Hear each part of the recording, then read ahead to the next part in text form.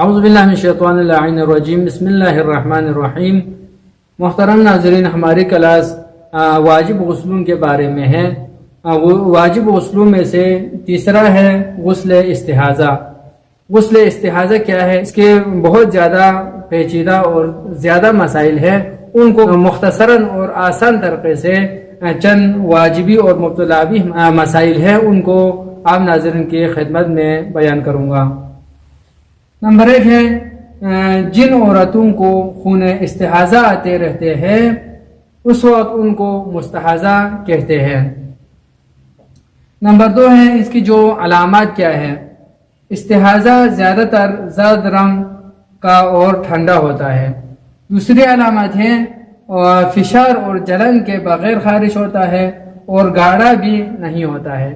یہ جو علاماتیں ہیں وہ خون حیض کے بارے میں بیان کیا ہے، تو اس کے یعنی خون حیض کے جو علامات ہیں اس کے بالکل کیا ہے الگ ہے، جدا ہے۔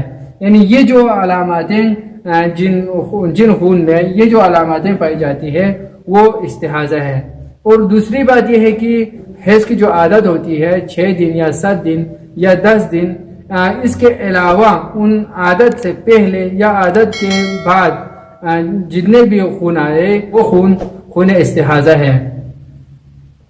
استحاضہ کی جو قسمیں، استحاضہ 3 قسم کا ہوتا ہے۔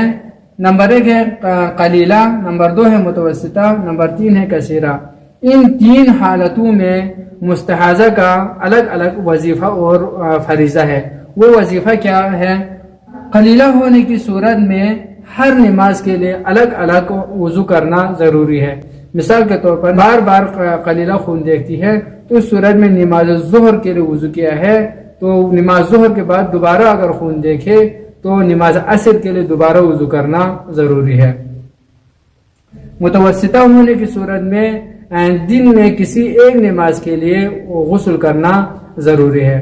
مثال کے طور پر نماز فجر کے لیے اگر غسل کیا ہے تو نماز ظہر اور عصر کے لیے غسل کرنے کی ضرورت نہیں ہے، لیکن اگر نماز فجر کے لیے غسل نہیں کیا ہے تو ظہر اور عصر سے پہلے غسل کرے، یا کیا ہے مغرب و عشاء سے پہلے غسل کرے، یعنی ان تمام نمازوں میں سے کسی ایک کے لیے غسل کرے تو کافی ہے۔ کثیرہ ہونے کی صورت میں ہر نماز کے لیے الگ الگ غسل کرنا ضروری ہے۔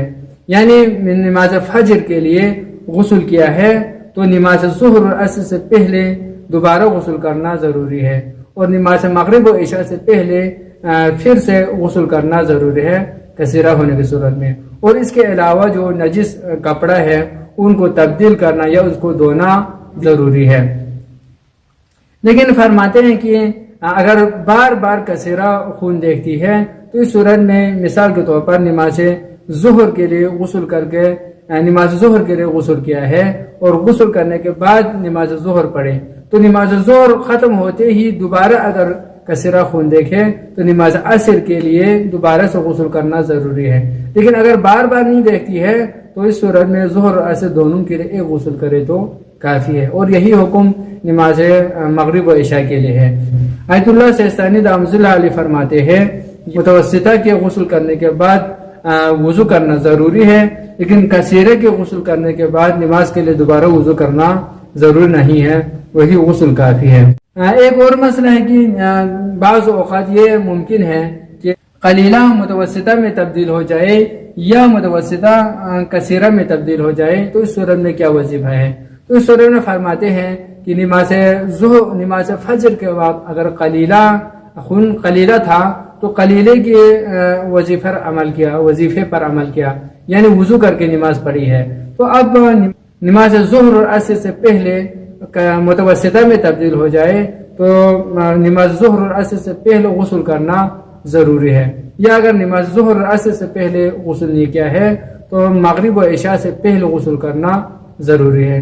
لیکن بعض اوقات ہو سکتا ہے کہ متوسطہ تھا، نماز ظہر اور عصر سے پہلے غسل کر کے نماز پڑھی ہے، تو بعد میں نماز مغرب و عشاء سے پہلے وہ کثیرہ میں تبدیل ہو جائے تو نماز مغرب و عشاء سے پہلے دوبارہ غسل کرنا ضروری ہے۔ آیت اللہ سیستانی دامت اللہ علیہ فرماتے ہیں اگر کوئی مستحاضہ نماز آیات پڑھنا چاہے، نماز آیات اس کے اوپر واجب ہو جائے، یا کوئی قضا نماز پڑھنا چاہتے ہیں، تو اس صورت میں جو آدھا نماز پڑھنے کے لیے جن وظیفے پر عمل کیا ہے وہ کافی نہیں ہے، بلکہ نماز آیات اور نماز قضا پڑھنے کے لیے دوبارہ ان وظیفوں پر عمل کرنا ضروری ہے۔ مثال کے طور پر نماز ظہر اور عصر پڑھنے کے لیے اس نے وضو کر کے نماز پڑھی ہے، ادا پڑھی ہے، تو اس صورت میں اگر نماز آیات پڑھنا چاہے تو دوبارہ وضو کر کے نماز آیات پڑھنے کے لیے یا نماز قضا پڑھنے کے لیے دوبارہ وضو کر کے نماز پڑھے۔ اللہم صلی علی محمد و آل محمد، والسلام ورحمۃ اللہ وبرکاتہ۔